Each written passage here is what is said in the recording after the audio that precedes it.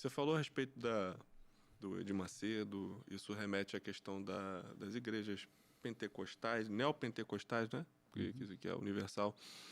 A gente vê nessa questão aí, a gente já passando para a questão do conflito que está acontecendo, da guerra que está acontecendo de Israel contra lá o que se diz ser o grupo Hamas, mas que na verdade acaba sendo contra a Palestina inteira. Sim.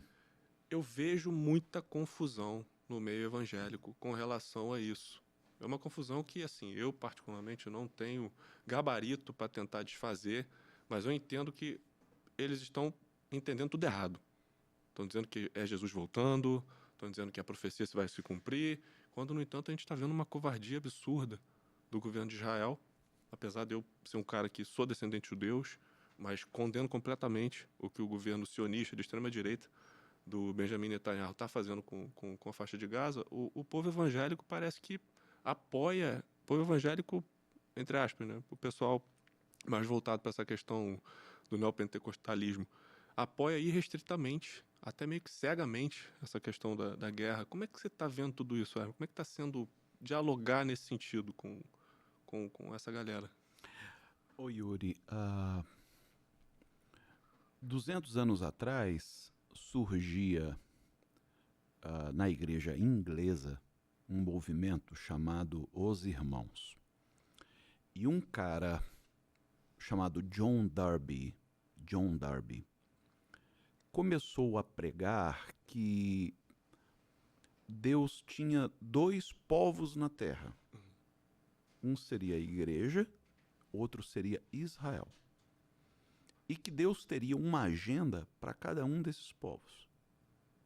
E que até a chamada volta de Jesus seria dividida em 2 estágios, porque ele teria que vir para a igreja em secreto, num evento conhecido como arrebatamento, e tempos depois ele viria para Israel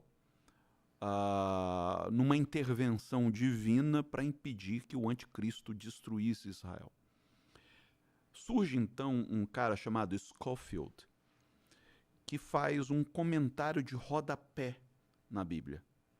E aquilo começa a se difundir numa velocidade tão grande que os crentes, sem saber distinguir entre o que diz o texto e o que diz o comentário de rodapé, achando que tudo era uma coisa só, os crentes compraram esta visão escatológica que é chamada de dispensacionalismo.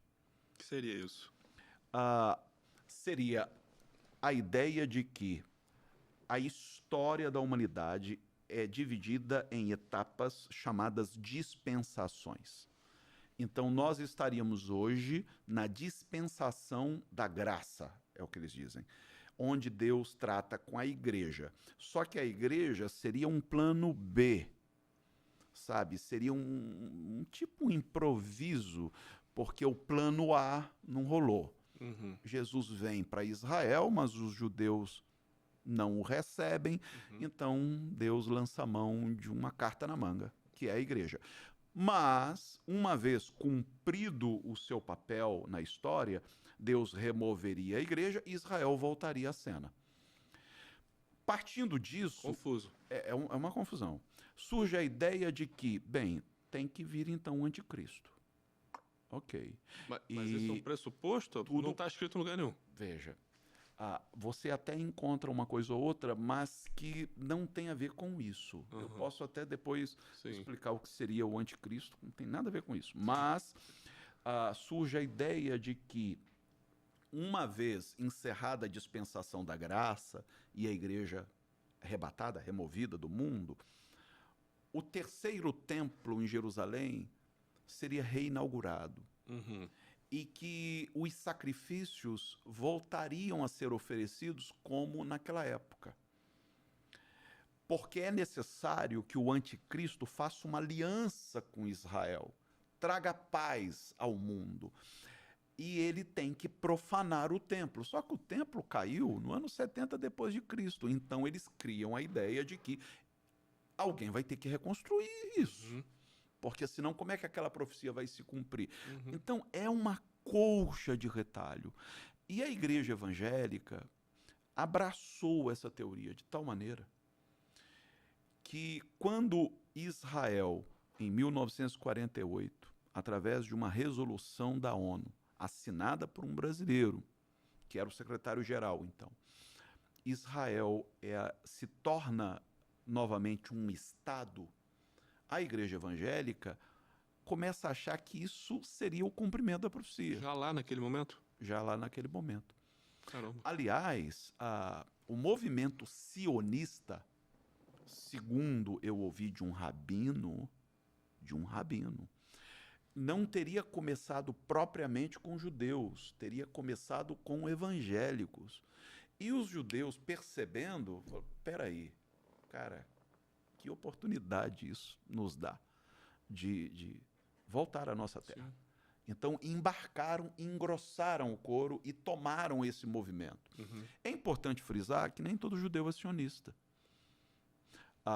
É verdade que uma boa, ou talvez a maioria, não, provavelmente a maioria o seja, mas há uma porcentagem de judeus, o que inclui rabinos, que não são sionistas. As pessoas tendem a misturar as coisas. Por exemplo, se você é contra o Estado de Israel ou acha que o Estado de Israel deveria existir ou coexistir com o Estado palestino, e se você faz qualquer crítica à política israelense, alguém já te olha meio de lado. Isso é antissemitismo. Sim, não tem nada a ver o tempo todo. com antissemitismo. Exato. Nada. E usam o Holocausto, e usam a questão do nazismo. Exato. O Holocausto foi um dos capítulos mais tristes da história da humanidade. Não há como negar o Holocausto, não há como não ser solidário com o povo judeu.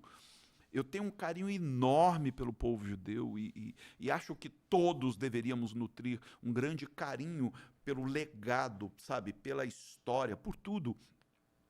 Mas daí você subscrever, endossar a política do Estado israelense, principalmente no que tange ao trato com o povo palestino, aí já é demais. Sim. Confundir o Estado moderno de Israel com o Israel bíblico é demais. Mesmo porque, quando você fala de Israel, o Israel bíblico, você está falando de uma etnia, né? Os descendentes de Abraão. O que na nova aliança, né, que é a aliança iniciada por Jesus, de acordo com São Paulo, quem seria a continuidade daquela descendência seriam os cristãos. Estou falando de acordo com o que diz Paulo, porque ele diz, os verdadeiros descendentes de Israel não são os segundo a carne, mas são os segundo a fé que teve Abraão. Então, na perspectiva apostólica, a igreja formada por gentios e judeus dariam continuidade à saga de Abraão. Só que havia, na época, um movimento conhecido como judaizante. O que seria o movimento judaizante? Um movimento que dizia que um cristão, para ser de fato um seguidor de Cristo, deveria se tornar judeu. Deveria ser circuncidado, deveria frequentar o templo, deveria participar de todos aqueles rituais. E o apóstolo Paulo, principalmente na epístola que ele escreve aos Gálatas, ele condena isso, ele diz, não é verdade. Uma coisa é o judaísmo enquanto religião. Então tem lá todos os rituais, tinha, né, os sacrifícios, tem a circuncisão, e que deve ser respeitado. Outra coisa é a proposta de Cristo, que abarca gentios e judeus, que dá continuidade à fé que teve Abraão, sem necessariamente recorrer aos mesmos rituais, às mesmas práticas. Hoje a igreja evangélica está tão judaizante, sabe, que você entra numa igreja, você não sabe se está numa igreja ou numa sinagoga. Bandeira de Israel para tudo. Então tem a bandeira de Israel. Como se a bandeira de Israel já existisse nos tempos bíblicos. Exatamente, meu Deus. Meu Deus. Há até controvérsia se aquela estrela, de fato, era símbolo de Davi. Aceita qualquer coisa, né? Como se fosse verdade absoluta. Aí você vai ver lá o castiçal, você vai ver gente tocando chofar. Meu Deus. Primeiro que isso é apropriação cultural. Sim. E é até um desrespeito aos judeus. Sim. Muitos judeus não veem com bons olhos essa apropriação cultural da igreja. Sim. voltando à questão de Israel. Enquanto o Israel bíblico é étnico, né? O conceito de nação naquela época não é o conceito de hoje, não tem a ver com geografia propriamente, né? Tem a ver com DNA, tem a ver com genealogia. O Israel moderno, o Estado de Israel, é um Estado que tem seu hino próprio, sua bandeira própria, sua constituição própria, e que não é formado só de judeus.